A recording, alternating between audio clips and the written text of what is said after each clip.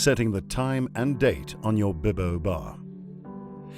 It's important to set the correct date and time on your BIBO bar, as this affects your energy-saving features. Let's take you through the process. Select the menu button on the screen and navigate to the calendar setting by touching the red cup button twice. Note that the setting you're on is the one highlighted in bronze in the center of your screen. Once you find the calendar setting, touch the menu button again to navigate into the calendar settings. Here you will see the date, time, and time format settings.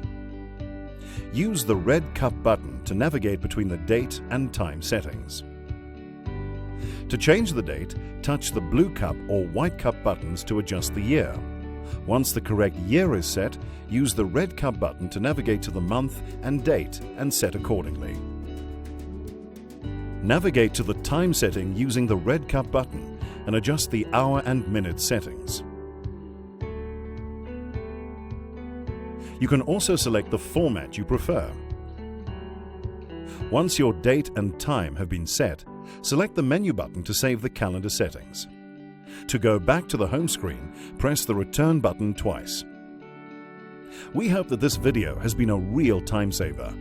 BIBO, changing your water consumption forever.